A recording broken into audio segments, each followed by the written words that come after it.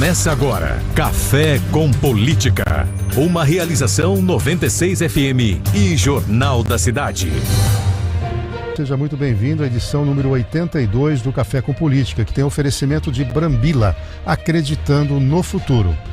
Café com Política, sempre comigo, economista Reinaldo Café, com as participações do consultor Kleber Santos. Bom dia, Kleber. Bom dia, Café. Bom dia aos amigos que nos acompanham. O jornalista João Jabur. Bom dia, Jabur. Bom dia, Café. Bom dia a toda a nossa grande audiência. Também Ricardo Bizarra, sempre conosco aqui, Bizarra. Bom dia a todos. E a nossa convidada de hoje é a vereadora Chiara Ranieri, do União Brasil. Bem-vindo, Chiara. Obrigada, bom dia a todos. Muito bem. Bom, antes da gente entrar no noticiário nacional, falar das questões da política geral, na última quarta-feira, Chiara, nós tivemos aí a votação, né, do relatório da Comissão Especial de Inquérito. Você foi um membro ativo, apresentou um relatório, vamos dizer, apartado, né, daquilo que o Serginho Brum colocou, mas ao final, por 3-2, do Sérgio Brum, do Marcos Souza e do Lozila, derrotou, né, o relatório teu, que teve também a votação do locador. Como é que você viu toda essa investigação, que se arrasta há quase um ano, né, e sair com uma conclusão, vamos dizer assim, bem rasinha, né, de que não tem nenhum tipo de irregularidade. Uma repercussão muito grande, inclusive o PDT agora já tem um apontamento para a comissão de ética do partido para uma eventual expulsão do Serginho Brum, e a gente não viu nenhuma manifestação ainda do PSDB, do Marcos Souza. Eu acho muito triste para a Câmara a gente trabalhar durante um ano numa fiscalização. Então, desde novembro do ano passado, a Câmara está trabalhando com a fiscalização da aquisição do programa Palavra Cantada, acabou se tornando comissão especial de inquérito, desde a sua instauração muito polêmica, né, com um esforço muito grande para que a situação dominasse a comissão, e foi o que aconteceu, inclusive com a ocupação da presidência pelo Marquinhos e a relatoria pelo Serginho, né? Os trabalhos, claramente, assim, eu coloco no relatório tudo que foi importante, destacado durante todas as 10 reuniões, né? Foram 11 considerando a da quarta-feira passada, mas tudo o que aconteceu durante as 10 reuniões, tudo que foi solicitado, e aí a gente vê o quanto cada um participou, né? E uma coisa assim que chama muito atenção é que esse resultado era dado como certo já no início dos trabalhos, tanto da Comissão Especial de Inquérito da aquisição do programa Palavra Cantada na escola, quanto das contrapartidas, que foi o mesmo processo, né, muito próximas as duas, e foi exatamente o resultado que nós tivemos. Então, para a Câmara Municipal é muito triste, porque não adianta a gente fazer um trabalho, a gente se dedicar, a gente apresentar algo paralelo, como foi o caso que eu fiz, mostrando onde é que estavam as irregularidades. Eu apresento 6 irregularidades bastante claras. Todos estiveram presentes nas reuniões, né? E aí no resultado parece que isso pouco importa, né? O que a gente percebe no resultado não prestaram atenção nem na leitura do relatório que eu fiz, né? Quem se preocupou em justificar voto se apresentou ali atento à conclusão e encaminhamento para poder falar alguma coisa, mas a percepção era de que já estava certo aquele resultado, né? Embora a gente tenha alguma esperança de tentar convencer os colegas vereadores, né, de sensibilizá-los, de mostrar que não tem como, né, não votar pela irregularidade das situações que se apresentaram na aquisição do programa. Isso, de fato, foi insignificante. Então, dizer que não houve irregularidade é algo bastante provocativo para quem está trabalhando em fiscalização. Infelizmente, é o que se apresenta na Câmara Municipal hoje. Mas, de qualquer forma, o que é importante a gente colocar também é o seguinte: o relatório do vereador Sérgio Brum vai a plenário. Mas o relatório que será apresentado ao Ministério Público será o meu. Porque encaminhar um relatório que não apresenta irregularidades para o Ministério Público não faz sentido algum. Então, eu já tive uma reunião com o Dr. Fernando Macelli Helene há 3 meses atrás. Esse relatório, ele vai ser observado pelo Ministério Público. Quer dizer, então, não obstante ele não ter sido aprovado ali, o Ministério Público vai ser municiado com as suas conclusões. Eu vou apresentar esse relatório, já inclusive colocando o resultado da última reunião da quarta-feira, que eu acho importante o Ministério Público compreender o que está acontecendo com o Poder Legislativo de Bauru também, né? Eu acho que a divisão entre os poderes ela é importante, mas é importante que todos os poderes cumpram o seu papel. E o Poder Legislativo de Bauru está apresentando para toda a nossa sociedade um trabalho bastante questionável. Kiara, só vou pedir licença para você. Você acompanhou aqui no Cidade 360, nós estamos com o Colim ali na região do Rio Bauru, onde um garoto de 10 anos ontem acabou desaparecendo, né, a toda busca, né? Então há um chamado agora, né, o Bizarro, é isso? Isso, vamos então voltar aqui ao vivo com o Alexandre Colim. Oi, Colim. Ok, áudio. Destaque para os mergulhadores do Corpo de Bombeiros. Eles entraram nessa água suja, fétida aqui do Rio Bauru, contaminado, o esgoto é depositado aqui, o cheiro nesse ponto onde nós estamos é insuportável, e nesse momento os mergulhadores encararam toda essa situação e eles entraram no ponto exato onde esse menino desapareceu.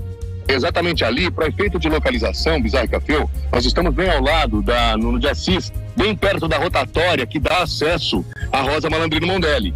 E o Rio Bauru, ele vai serpenteando por toda essa extensão, e esse é um dos pontos, ou esse é o ponto onde esse menino teria desaparecido ontem por volta de 5h30 da tarde. Os bombeiros receberam o comunicado da ocorrência por volta de 5 para 6 da tarde. E desde então as buscas começaram, como disse o Tenente Burim, essas buscas foram até por volta de 9 horas da noite e acabaram tendo que ser interrompidas e retomadas agora pela manhã. Ao lado ali, bem na margem do Rio Bauru, a gente tem os profissionais do GRAU, Grupo de Resgate e Atendimento a Urgências, a Defesa Civil, Marcelo Rial está por ali, e muitos bombeiros, e dá uma olhada só nas armadilhas do Rio Bauru. Os bombeiros, eles estão em pé, exatamente no meio do rio. A 2 passos desse lugar onde eles estão, afunda numa profundidade que pode chegar a 3 metros. E é nesse ponto onde o menino poderia ter se afogado, poderia ter desaparecido. Essas buscas, elas seguem agora, elas devem durar até o momento em que esse menino for encontrado. Tudo isso está sendo acompanhado bem aqui, de onde nós estamos. Mostra aqui, JJ. A família está toda aqui, a gente vai preservá-los, evidentemente, mas muita gente acompanhando, né? Há um clima, evidentemente, de muita tristeza em decorrência de tudo isso que aconteceu. E nesse momento, portanto, os bombeiros, os mergulhadores, os policiais que dão esse apoio ali na margem ou mais próximos, né, de onde estão os mergulhadores, todo esse aparato, então, está sendo executado agora na tentativa de encontrar esse menino, um trabalho que, por hora, ainda não tem hora para acabar. Informamos em nome de Brambila, acreditando no futuro. Novo Termas, um centro de lazer com a melhor água termal do Brasil. E antes até de devolver Café e Bizarra, mais mergulhadores estão chegando. Isso significa então que os bombeiros vão cobrir uma extensão maior, porque daquele ponto onde eles estão em pé, no meio do rio, dali em diante, há outros pontos com profundidade maior. Ou seja, o menino, o garoto, poderia estar ali também por essa razão. Outros mergulhadores foram chamados, eles seguem ali com todos os equipamentos, os cilindros de oxigênio, um traje que pode pesar aproximadamente 22 a 25 quilos, com as nadadeiras, enfim, com os pés de pato, e tudo isso está sendo executado agora. E mais uma vez, para fechar definitivamente, destaque para os mergulhadores do Corpo de Bombeiros. Encararam a água fétida, suja, poluída, contaminada do Rio Bauru, na tentativa de localizar esse menino que desapareceu ontem, por volta de 5h30 da tarde. Chame a qualquer momento, viu, Colim? Obrigado pelas informações por enquanto. E o Colim continua acompanhando aí o trabalho do Corpo de Bombeiros. 7h49, a gente devolve aqui para o estúdio. No Café com Política, você vem acompanhando aqui a presença da vereadora Kiara Ranieri, e quando eu te interrompi, você dizia de uma preocupação que existe internamente com o Legislativo, né? Qual é a linha, então, só para retomar a partir dali, Kiara? Depois o Jabor tem uma pergunta para você. Não, eu acho que o meu relatório traz tudo, inclusive votações, desde a instauração da SEI. E nós vamos entregar ao Ministério Público até a votação em plenário. E eu vou entregar como uma denúncia. Não vai ser só um relatório, vai ser uma denúncia. Eu só fiz isso uma vez e gerou ação, que foi quando da quarteirização do lixo hospitalar. Não sei se vocês lembram. Sim. Eu tenho muita certeza do que está no relatório. Entendo que existe a necessidade de se continuar a fiscalização. Ele não traz responsabilização de ninguém. Então, acho que foi um preciosismo muito grande dos vereadores, no sentido de votar contra, porque tinham que votar contra, né, sem considerar o que estava escrito. E agora a gente vai aguardar no plenário se o relatório do relator, que traz que não há irregularidade na aquisição, vai ser aprovado ou não. Mas tudo vai ser encaminhado ao Ministério Público. E assim, Cafeu, a maior preocupação que o Poder Legislativo não está cumprindo o papel de fiscalizar, né? Eu faço parte da Câmara Municipal de Bauru, né? Sei quais são os vereadores que realmente estão fazendo o trabalho e sei aqueles que estão entrando para atrapalhar o trabalho. Isso é muito sério, porque se alguém não tem condições de ser relator, ninguém está obrigando a ser relator. Não seja contratar alguém para fazer relatório ou colocar no seu gabinete alguém do Poder Executivo para ajudar a escrever, é inaceitável. E isso nós vamos levar até as últimas consequências. Inclusive, eu ouvi atentamente o texto, tem um juridiquês lá que, me perdoe o Serginho Brum, mas ele pode ter uma outra assessoria, mas a redação é evidente que não é dele. Jabur, a sua questão. Por sinal, o Serginho, o relator, se apegou no que se chama no direito de uma filigrana jurídica, né? Ele focou única e exclusivamente na aquisição do material para fazer o relatório, porque a aquisição em si, as apurações não verificaram nada, não avançou até um ponto um pouco mais delicado, mais grave, mais irregular, e parou por aí, né? Quer dizer, não analisou toda a aplicação do material, que é o que você fez no seu relatório, né? Entre outras coisas, Kiara. Uma SEI, Cafeu, ouvintes, ela tem 3 possibilidades, uma comissão especial de inquérito. Ou ela detecta uma falta grave do agente público, e isso tem como punição um pouco adiante uma comissão processante, até uma cassação, ou uma SEI, ela conclui que há erros, falhas, irregularidades, e isso também é importante, e aí tem várias possibilidades de se encaminhar para a correção, de se tornar público isso, e aí o julgamento não seria político, aí seria um julgamento por parte da população. Apurou-se erros, irregularidades, a incompetência, enfim, ela deve ser apurada e deve ser punida pela população numa próxima eleição, né? Então você tem 2 coisas diferentes: o erro grave do agente público, que pode gerar uma cassação, a irregularidade, o erro, a falha, a incompetência que tem que ficar demonstrada também. E eu acho que esse é o papel fundamental do seu relatório, né? Aliás, é preciso esmiuçar um pouco mais. A gente mesmo no jornal citou alguma coisa do que você falou, mas você está falando aqui agora, e precisa tornar isso público, e a população tem que participar disso, tem que tomar ciência. Nesse sentido, eu vejo que a SEI, ela é muito válida, apesar dessa decepção sua e de muita gente com o resultado, com o relatório, né? Você sabe, só nesse gancho, eu sempre fui meio reticente com o SEI, porque eu acho que acaba, às vezes, desvirtuando. Por exemplo, da contrapartida, se não fosse a SEI, iam construir um local lá que seria metade do que foi prometido. Foi a partir da instalação da SEI que a empresa voltou atrás e falou: não, nós vamos fazer no valor, não, aquilo que foi combinado. Então, ela tem esse papel corretivo também. Desculpa a interrupção, mas não podia perder esse gancho aí. Tranquilo, não, bem observado. Então eu acho válido, eu acho que nem tudo está perdido, né? A terceira consequência, que eu falei de 3, né, seria o que aconteceu com o relatório do Serginho Brum, né? Arquive-se, engavete-se, etc.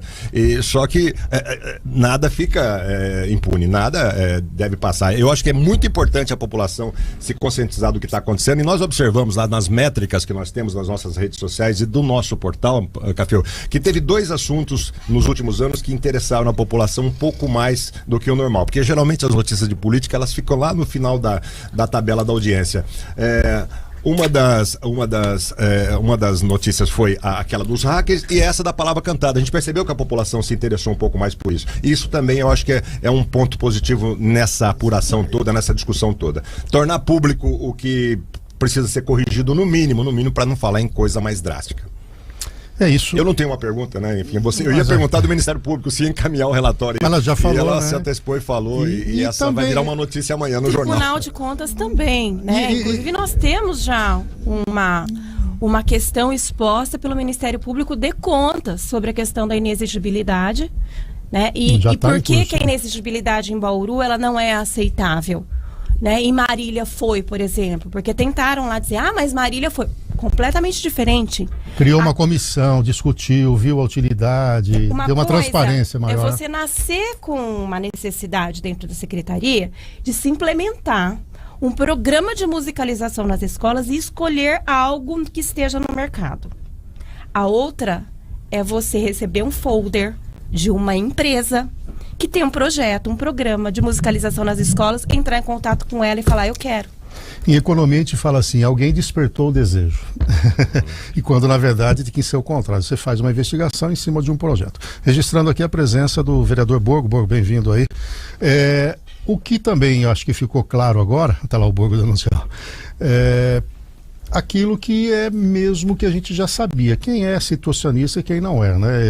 Eu entrevistei aqui o Marcos Souza, inclusive a gente fez a enquete aqui, tem o maior respeito do Marquinhos, a gente conhece ele há muito tempo, né?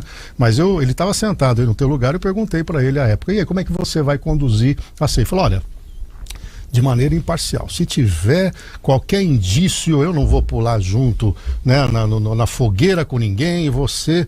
E tinha as evidências. Aí na hora ele foi, eu acompanhei a sessão, foi pra cá, tangenciou pra lá, né? E eu até falei, não dá outra, ele vai votar favorável do Serginho Bruno. Então acho que também isso materializa, não adianta a gente ficar numa ilusão de que pra cá e pra lá, independência. O jogo tá colocado, né? O PDT já reagiu, vamos confirmar, tá indo para a Comissão de Ética do PDT, o Serginho Brum, e eu não sei o PSDB, inclusive saiu o boato de que o Caio Coube seria candidato a prefeito, não sei se vai aceitar esse posicionamento aí do Marcos Souza, né, nessa altura, não sei como é que você fez essa leitura também.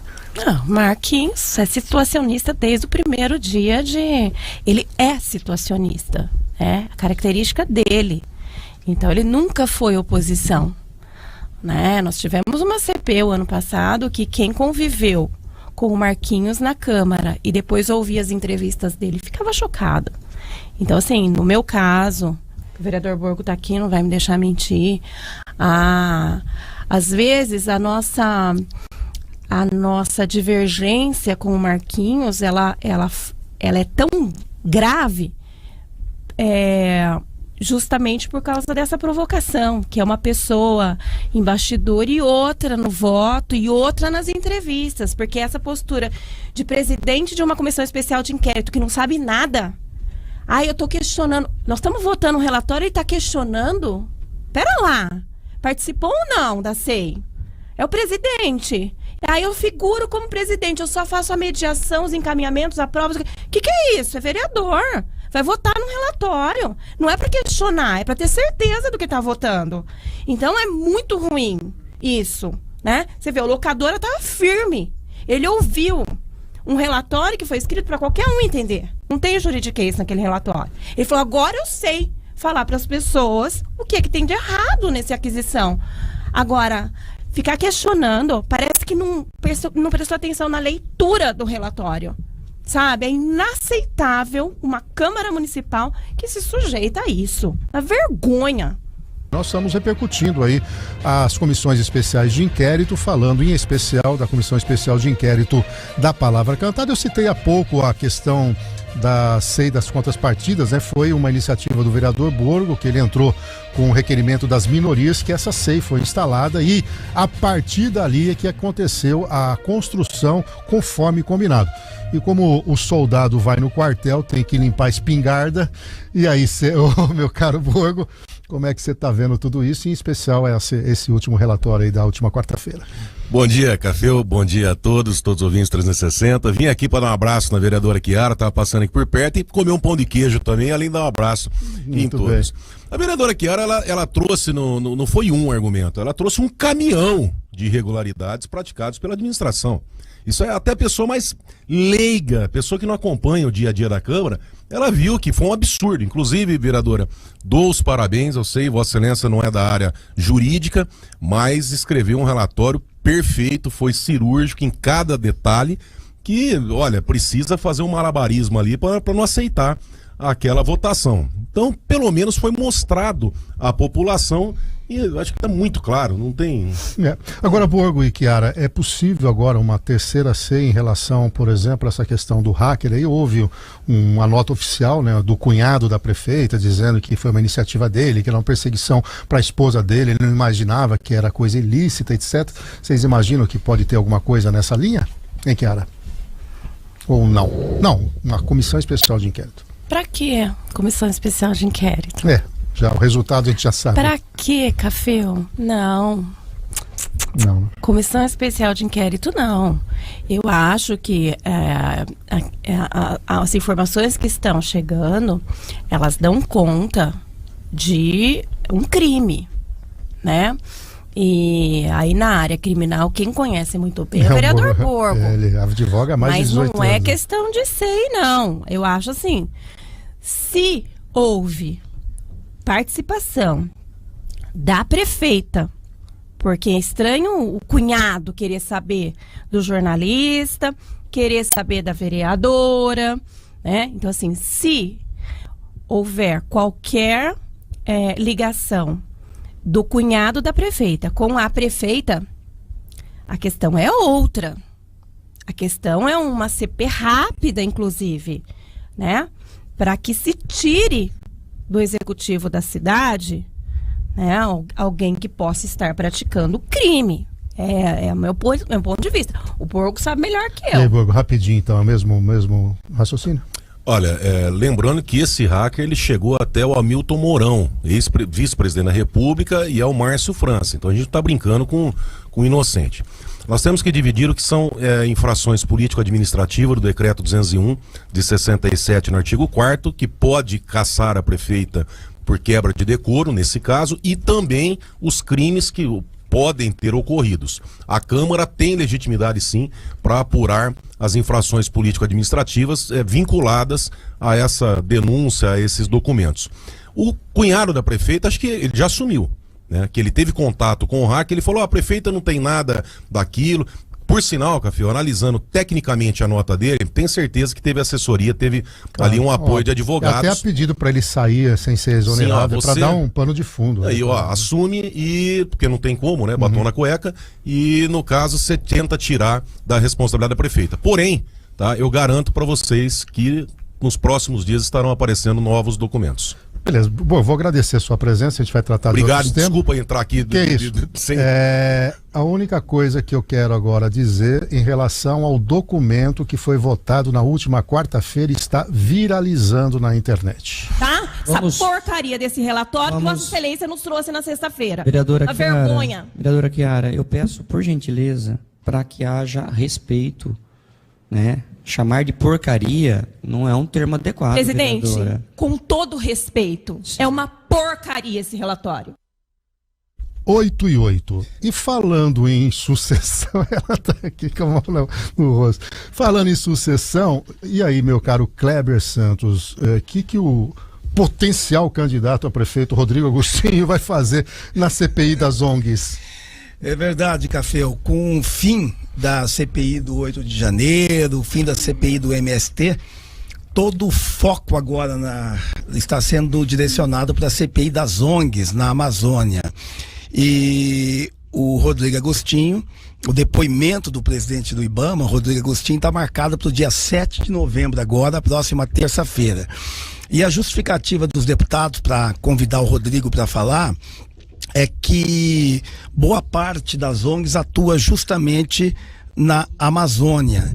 Então, segundo a CPI, 4 ONGs receberam 211 milhões de reais em 2 anos, né? Todo esse dinheiro seria, boa parte do dinheiro pelo menos, seria para desenvolver projetos de proteção de indígenas e da floresta. Então, só que, no entanto, os Yanomamis, né, e outras tribos estão morrendo de inanição e outras doenças, e por isso está sendo investigado. É muito dinheiro, muito recurso para cuidar dos índios, e os índios estão morrendo. E aí vai derivar. Você acha aí, Chiara, que pode chegar de alguma maneira no próprio Rodrigo? Ele está há pouco tempo lá, mas de alguma maneira faz parte ali. E há também uma denúncia de que a própria Marina Silva teria uma ONG e teria sido favorecida. Eu não sei. Essas questões que ficam muito distantes da gente, que a gente não conhece, assim, os bastidores, não conhece com profundidade, sabe, Café? Eu prefiro nem comentar, porque eu acho que a gente pode acabar fazendo uma leitura muito errada. Então, é claro que a gente tem o desejo de que não aconteça algo assim, né? Mas tudo pode acontecer, né? Agora, Jabur, você tem visto algum bastidor de que o Rodrigo tem intenção de participar do pleito ano que vem? Ou que ficou... Porque abriu ali um pouquinho de espaço em função da pesquisa que o próprio JC encomendou com a Ágile, né? Ali ele aparecendo como segundo na espontânea, né? Alguma derivação a partir de lá ou não? O que eu senti nesse tempo todo, Café, foi que o Rodrigo mantém a expectativa no ar. Ele, inclusive, conversou com pessoas aqui de Bauru para manter a possibilidade. Então, ele ganha tempo com isso e trabalha aí os próximos meses e as possibilidades dele deixar lá o IBAMA, vir, ser candidato, em caso de perder, volta. Tem a possibilidade também de o próprio PSB, o partido dele, que é mais à esquerda, pedir para ele vir aqui ser candidato, garantindo depois uma possível volta dele em caso de derrota. Então, ele mantém a chama acesa. E só para trazer, então, para a gente fechar aqui a questão local, novidades, né, da parte da política. Uma articulação em cima do nome do Caio Coube, tentativa de um convencimento para que ele seja candidato novamente. Ele disse aqui que não teria mais idade para isso, que está na hora do jovem, ele falou no nosso microfone. E a novidade também em relação ao Coronel Meira. Ele tem aí um assédio agora do Republicanos. O pastor Bira, que é do partido, estaria disposto a conversar com o Meira, que teria aí a bênção do governador do estado, né? Que é o republicano. Anularia, por exemplo, o palanque, de uma eventual palanque do governador com a prefeita Suelen, né? Que havia essa especulação aí. Ou o capitão Augusto. Ou o capitão Augusto. Então aí o Meira. Pois não? Pastor Edson. O pastor Edson, não o pastor Bira, né? Eu falei Bira, desculpa. É o Edson, que é do Republicanos. Então, dentro desse cenário, e obviamente, né, Chiara, a oposição procura também um nome aí para se consolidar e já colocar para que o ano que vem não tenhamos aí somente a prefeita tenha competitividade, né? Não, sem dúvida. A impressão que eu tenho é que nós não temos candidatos. Essa aqui é a verdade. E acho que as pessoas estão ainda naquele momento de medir, né? Coloca-se nomes e aí vão fazendo uma avaliação sobre a aceitação, sobre a rejeição. Então, assim, eu acho que esse momento ainda é um momento bem incerto, né? Do ponto de vista do que vai ser a eleição. Uma outra questão que eu acho que é importante a gente colocar, essa condição que nós temos hoje, né, da ligação da prefeita com o cunhado e o hacker. Se isso se configurar como certo, muda completamente claro, o cenário político. O cenário político. Claro, aí nós teremos vários candidatos se apresentando. Porque ninguém quer, na verdade, concorrer numa reeleição de prefeito, né? A máquina é muito pesada numa reeleição. Então, tudo muda. Como vai mudar o quadro para vereador com mais 4 vagas, né? Então tem todo um rearranjo aí, né? Agora, o Kleber, você sentiu do Carlos Braga semana passada que ele está mais disposto a ser, colocar o nome dele? Ele dava a entender, né? Mas presidente de honra do PL, né? Eu acho que ele já se posicionou aqui um pouco como um pré-candidato. Não sei se você teve essa mesma leitura, sendo da área. O que a gente percebeu é que ele realmente estava mais animado, falando, vamos dizer, mais entusiasmado a tocar no assunto. Mas o que precisa, na verdade, né, numa situação como Bauru, uma grande frente, né, Cafeu? É difícil, como a Chiara colocou, sempre quando a máquina, naturalmente, quem está no governo tem várias vantagens, até porque está sempre na mídia. Sim, claro. E no caso nosso, a prefeita tem uma habilidade com comunicação, isso tudo ajuda bastante, né? Então, e a tendência da população de uma maneira geral, isso é em qualquer estudo que você faz em qualquer parte do mundo, as pessoas preferem manter o que está do que trocar. Isso aí é sempre assim. Trocar exige pensar muito, enfim. E quando você já tem alguém que está caminhando, sempre o mais ou menos já é mais para cima do que para baixo quando se trata. Ou seja, de a chance de quem está no governo de reeleição sempre, é muito maior. Sempre. Né? O da oposição é um convencimento de mudança, de troca. Fora aquilo que você sempre fala da eventual pulverização, né? Isso, se você tiver 3 bons candidatos opositores, aí divide e ela leva. Divide sim, porque é o seguinte, claro que numa cidade onde tem segundo turno, sempre permite mais você ter vários candidatos no primeiro, que né, teoricamente não atrapalha tanto, porque se decide no segundo turno. Mas o grande perigo é quando existe muita confusão na cabeça do eleitor. O problema é a confusão. As pessoas têm que ter, o eleitor precisa de ter as coisas com muita simplicidade. Tudo tem que ser muito simples. Não pode complicar muito. Aliás, quando a gente estuda um pouco de neurociência, no marketing mesmo de consumo, quando você coloca diante de um consumidor diversos produtos, você complica a venda, porque ele fica meio confuso. Então você tem que dar poucas opções. É verdade. Entendeu? O neuromarketing, por exemplo, deixa isso bem claro. É a mesma situação. Então você coloca muita gente... Igual no restaurante, né? Quando tem muita opção, fala, meu Deus, o que eu escolho? Aí você botar 2 pratos lá, você vai botar, é esse ou esse? É isso. E tem mais que isso. Você colocou um exemplo muito bacana. Você olha o cardápio, tem aquele punhado de coisas. Fala assim, sabe o que eu vou fazer? Naquele que eu já, daquela outra vez, gostei, foi legal. Vamos aquele lá que pelo menos eu já conheço. É a mesma situação. Então, quando tem muito candidato, é complicado. Complica a cabeça do eleitor. E aí, qual que é o perigo? Leva no primeiro turno. Aí tudo que... eles se matam aí, na verdade. Exatamente.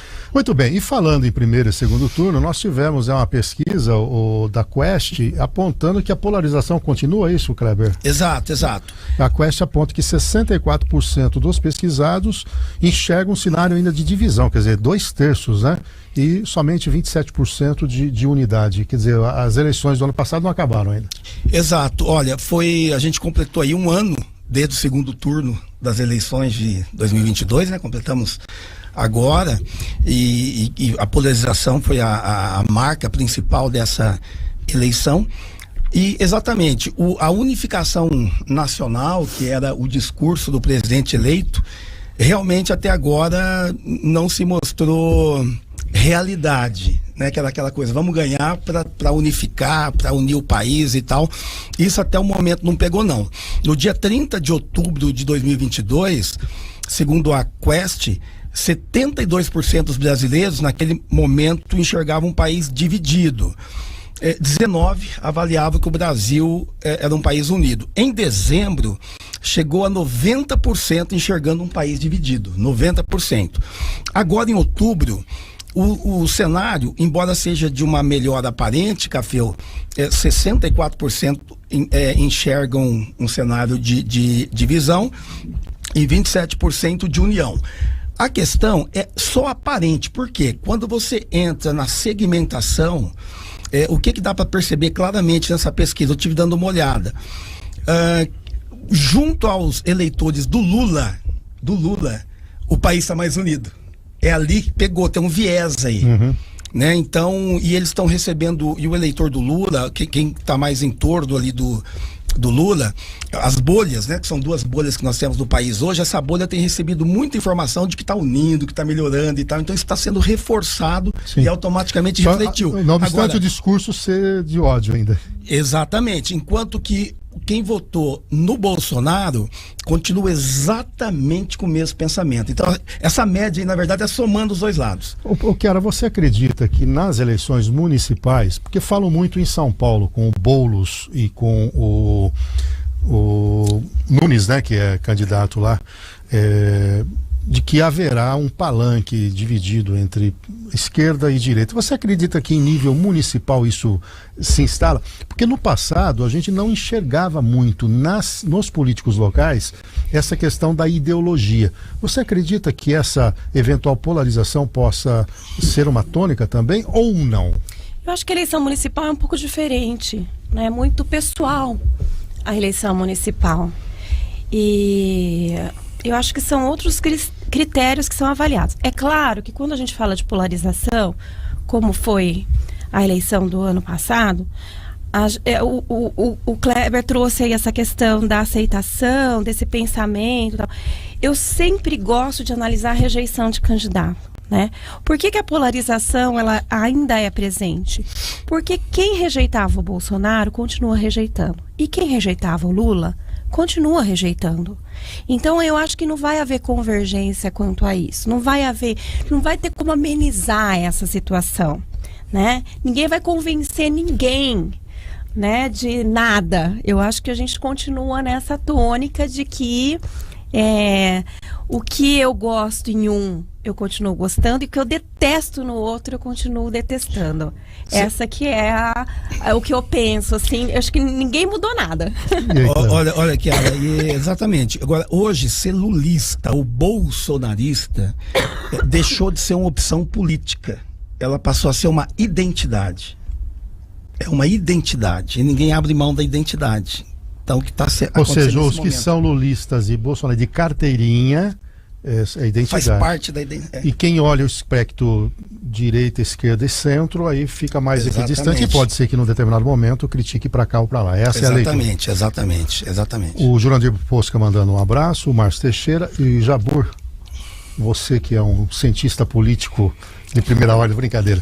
E o que você vê esse quadro? Cientista político frustrado, filósofo. Jornalista é tudo assim, né? Tudo filósofo assim, frustrado, cientista. Mas que eu não dei certo em nada, você é jornalista. Sociólogo frustrado. Mas a gente dá os pitacos assim mesmo. Eu acho que a polarização nacional vai ter peso relativo, né? Diante disso que talvez o em São Paulo mais forte, né? Por conta do Boulos, essa coisa. Não, você não acha, não? Pode ser, porque os próprios atores aí, e está muito bem configurado isso. Aqui em Bauru, por exemplo, o campo do conservador da direita está dividido, né? Capitão de um lado, que a Suelen do outro, e tem aí um terceiro nome que também pode surgir, como o Meira, por exemplo. Então, acho que isso não vai pesar tanto, não. E a esquerda também não está com um nome, vamos dizer assim, mais extremado, né? São todos assim que estão conversando, né? Você vê na mesma mesa. A Chiara participou outro dia de uma reunião, tava lá ela, o Caio Coube, o pessoal do PDT, pessoal do, não sei se o PSTU foi, PT, quer dizer, toda uma composição aí, o né? próprio PT não tem um candidato definido, né? Que é o partido do governo federal hoje. Então aqui tá um pouco mais embaralhada a situação. Perfeito. Bom, a questão agora nacional, acho que a gente matou os principais. Bancada negra, talvez? Nós vamos falar aí, que tem essa, quer dizer, nós já temos bancada ruralista, a bancada dos evangélicos, agora tem uma bancada negra, é isso? A bancada negra. Foi aprovado quarta-feira, a bancada é formada por todos os deputados negros e pardos. São 30 deputados, se declaram negros e 91 pardos, 24% dos 513 parlamentares. E aí, Kleber?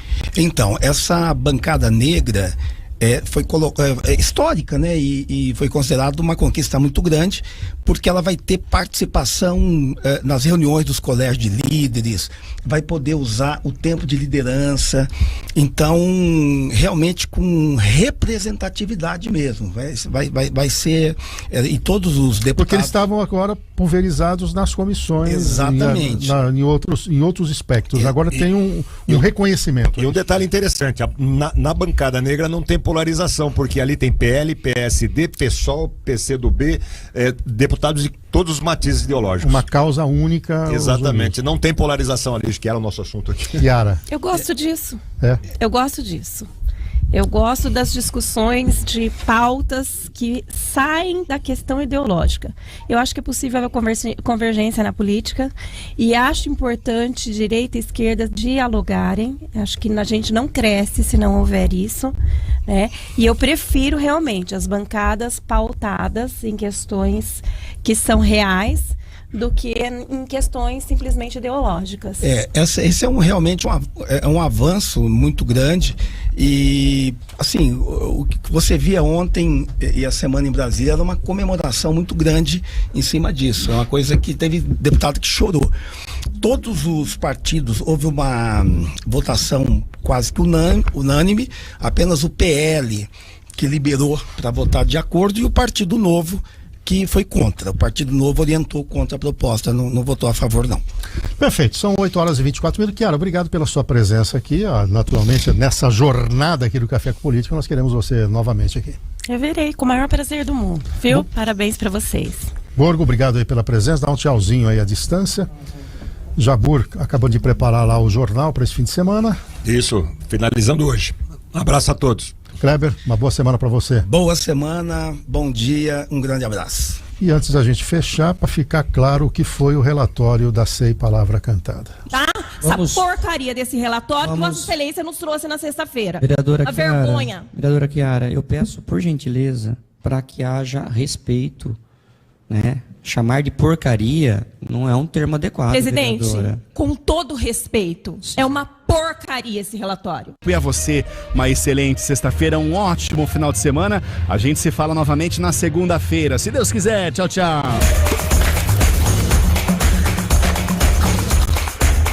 Café com Política. Oferecimento Brambila. Acreditando no futuro.